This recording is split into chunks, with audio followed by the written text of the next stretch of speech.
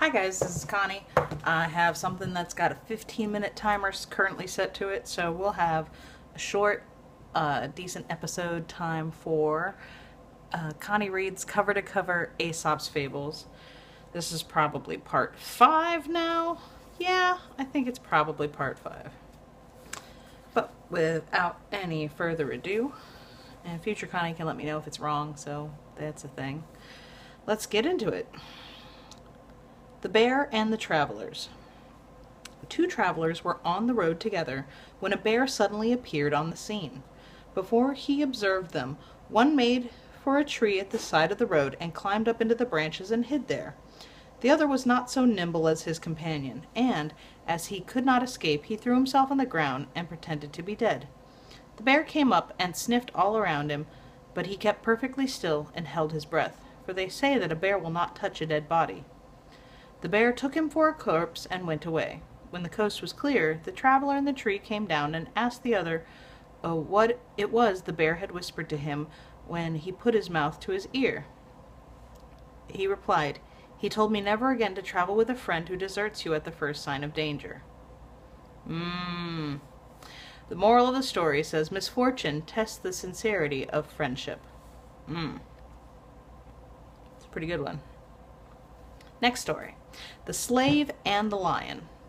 A slave ran away from his master, by whom he had been most cruelly treated, and, in order to avoid capture, betook himself into the desert.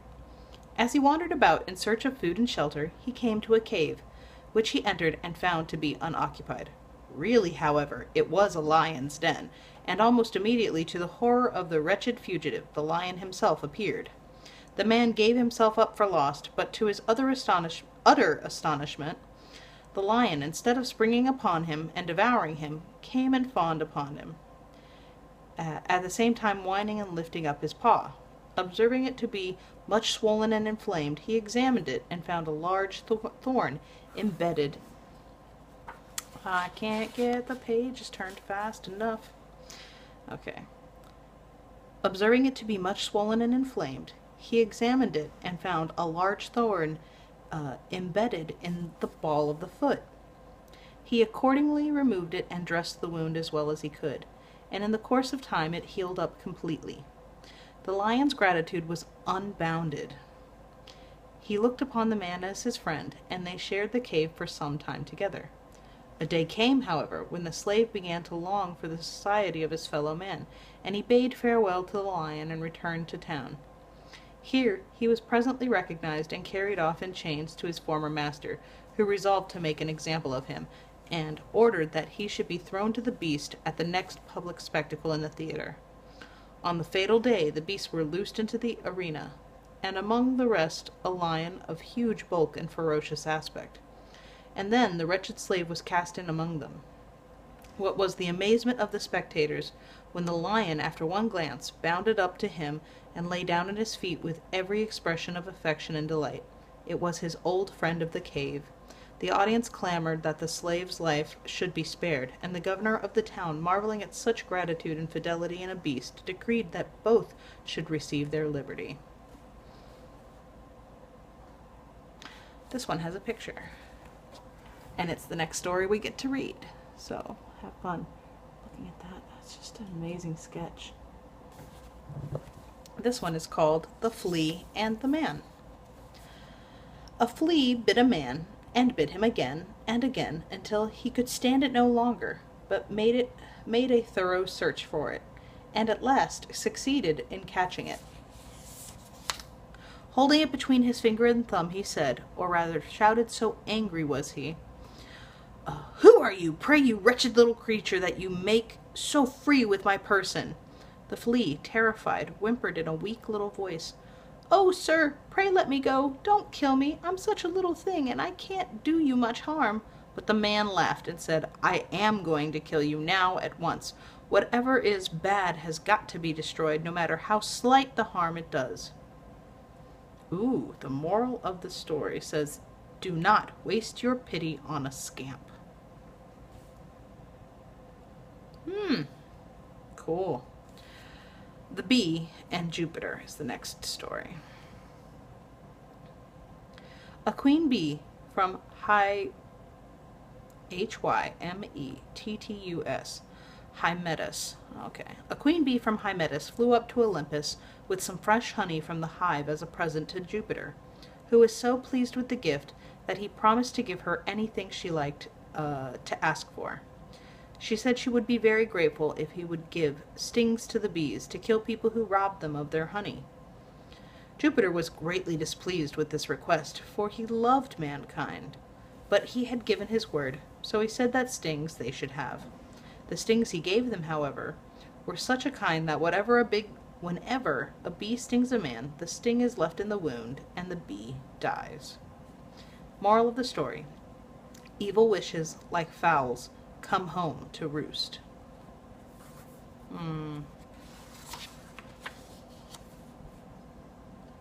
Ooh, this one has a picture too. The Oak and the Reeds, which is our next story. These are just amazing sketches. Love them. An oak that grew in the bank of a river was uprooted by a severe gale of wind and thrown across the stream. It fell among some reeds growing by the water, and said to them, "How is it that you, who are so frail and slender, have managed to weather the storm, whereas I, with all my strength, have been torn up by the roots and hurled into the river?" "You were stubborn," came the reply, "and fought against the storm, which proved stronger than you. But we bow and yield to every breeze, and thus the gale passed harmlessly over our heads." That's one way to look at it. That's an interesting concept. Next story: The Blind Man and the Cub. There was once a blind man who had so fine a sense of touch that, when any animal was put into his hands, he could tell what it was merely by the feel of it. One day, the cub of a wolf was put into his hands, and he was asked what it was. He felt it for some time, and then said, "Indeed, I am not sure whether it is a wolf's cub or a fox's, but this I know, it would never do to trust it in a sheepfold." Ooh. The moral of the story says, evil tendencies are early shown. Yikes. Next story: The Boy and the Snails. A farmer's boy went looking for snails, and when he had picked up both his hands full, he set about making a fire at which to roast them, for he meant to eat them. When it got well alight, and the snails began to feel the heat, they gradually withdrew more and more into their shells with the hissing noise they always make when they do so. When the boy heard it, he said, "You abandoned creatures, how can you find heart to whistle when your houses are burning?" Interesting partake of what people do in their the way that they comprehend how other people do their thing, how they react to certain situations. Next story: The Apes and the Two Travelers. Two men were traveling together, one of whom never spoke the truth, whereas the other never told a lie. And they came in the course of their travels to the land of apes.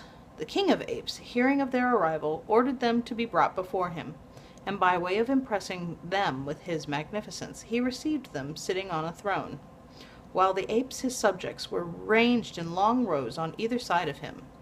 When the travelers came into his presence, he asked them what they thought of him as king. The lying traveler said, "Sire, everyone must see that you are a most noble and mighty monarch." "And what do you think of my subjects?" continued the king. "They," said the traveler, "are in every way worthy of their royal master." The ape was so delighted with his answer that he gave him a very handsome present. The other traveler thought that if his companion was rewarded so splendidly for telling a lie, he himself would certainly receive still a greater reward for telling the truth. So when the ape turned to him and said, "And what, sir, is your opinion?" he replied, "I think you are a very fine ape, and all your subjects are fine apes too." The king of the apes was so enraged at his reply that he ordered him to be taken away and clawed to death. Flattery will get you everywhere? Maybe that's what the moral of the story is, because it doesn't actually have a moral written under it. Yikes. Next story, The Ass and His Burdens. A peddler who owned an ass one day bought a quantity of salt and loaded up his beast with as much as he could bear. On the way home, the ass stumbled as he was crossing a stream and fell into the water. The salt got thoroughly wetted, and much of it melted and drained away, so that, when he got on his legs again, the ass found his load had become much less heavy. His master, however, drove him back to town and bought more salt, which he added to what remained in the panniers and started out again. Panniers. Maybe that's what that word is. Panniers. Panniers. No sooner had they reached a stream than the ass lay down in it and rose, as before, with a much lighter load. But his master detected the trick, and turning back once more, bought a large number of sponges, and piled them on the back of the ass. When they came to the stream, the ass again lay down, but this time, as the sponges soaked up large quantities of water, he found, when he got up on his legs, that he had a bigger burden to carry than ever.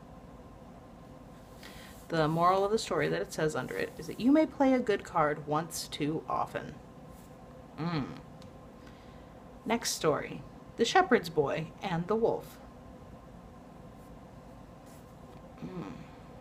Oh, this is their rendition of The Boy Who Cried Wolf. A shepherd's boy was tending his flock near a village and thought it would be great fun to hoax the villagers by pretending that a wolf was attacking the sheep. So he shouted out, "Wolf! Wolf!" And when the people came running up, he laughed at them for their pains. He did this more than once, and every time the villagers found that they had been hoaxed, for there was no wolf at all. At last, a wolf really did come, and the boy cried, "Wolf! Wolf!" as loud as he could, but the people were so used to hearing him call that they took no notice of his cries for help. And so the wolf had it all his own way, and killed off sheep after sheep at his leisure. The moral of the story is, you cannot believe a liar, even when he tells the truth. Sadness. I think we might have time for the next 2 pages, and then it's going to be the end of the session. Next story. The Fox and the Goat. A fox fell into a well and was unable to get out again. By and by a thirsty goat came by, and seeing the fox in the well, asked him if the water was good. "Good?" said the fox. "It's the best water I ever tasted in all my life. Come down and try it yourself." The goat thought nothing but the prospect of quenching his thirst, and jumped in at once. When he had enough to drink, he looked about, like the fox, for some way of getting out, but could not find one. Presently the fox said, "I have an idea. You stand on your hind legs and plant your forelegs firmly against the side of the well. Then I'll climb onto your back, and, from there, by stepping on your horns, I can get out, and when I'm out, I'll help you out too." The goat did as he was requested, and the fox climbed on to his back, and so out of the well. And when he coolly walked away, the goat called loudly after him and reminded him of his promise to help him out. But the fox merely turned and said, "If you had as much sense in your head as you have hair in your beard, you wouldn't have gotten to the well without making certain that you could get out again." And the moral of the story is, look before you leap. And I just heard the alarm go off, so that's going to be the last story for this session of Connie Reads Cover to Cover Aesop's Fables. Be careful with that, enjoy, please and thank you, and I will see you in the next one. Bye.